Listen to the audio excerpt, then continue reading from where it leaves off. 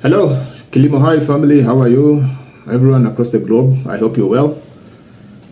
This is Kilimo High commentary by S Integrated Services, and we're in the second week of May 2025, and the fertilizer story remains a hot topic.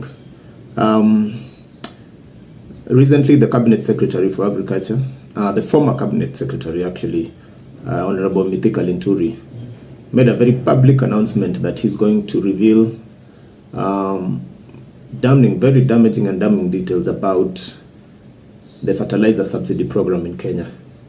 Ideally, he's suggesting that just like farmers alluded to at the beginning of the planting season, that the subsidy program is riddled with corruption and inefficiency.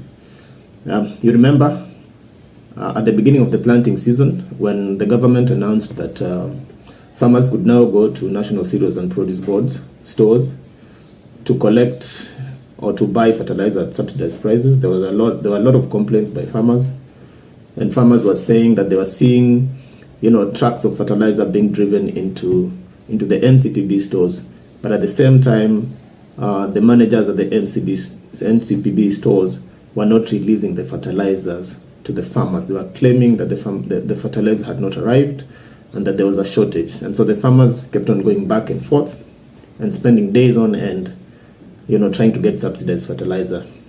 Many of them gave up along the way, and many of them opted to plant without fertilizer actually. So Mithika Linturi coming out now and saying that he's going to reveal secrets, that he's burdened by secrets, and he doesn't want to carry this burden anymore, raises very serious questions about this fertilizer subsidy program. And it, in a sense, then confirms the allegations of the farmers that this thing is not working for them. So ideally, fertilizer subsidy programs, they're meant to make fertilizer accessible and affordable to farmers. And the target farmers are those farmers who are not able to afford or who are struggling in one way or the other, small-scale farmers. And so the government wants to ensure that everybody gets fertilizer on time. The idea is to improve food productivity, make farming a bit more profitable for the farmers, and overall to improve food security. And so that is the idea behind fertilizer subsidy. But is it working? Is it really working, and is it sustainable in the long run? That's a huge question for those of us who are in the agriculture sector. Private sector players and people who are involved in agricultural market systems development see fertilizer subsidy programs as programs that ultimately undermine the development of the fertilizer marketing and distribution sector. Think about it this way.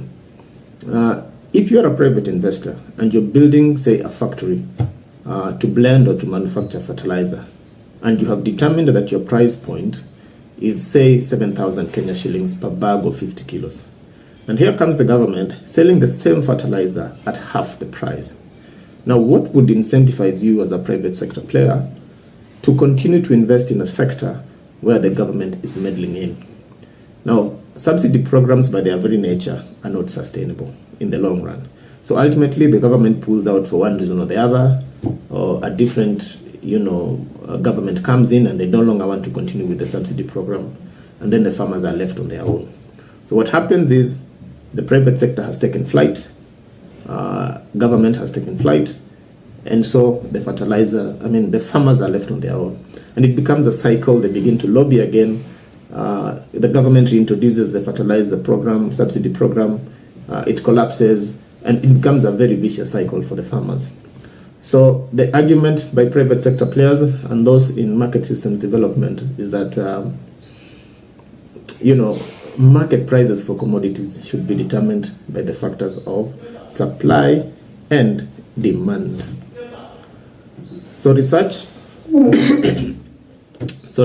has shown that subsidy programs many times have unintended consequences, and they sometimes achieve the exact opposite of what they intended to achieve. And so this fertilizer subsidy program is something that needs broad-based discussion. We need to look at it keenly and determine whether as a country this is the direction we want to go.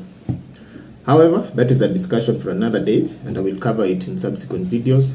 But for today, we are on Mithika Linturi, and we are saying, Mithika, if there is something you need to tell the country about the fertilizer subsidy program, please do so as soon as possible.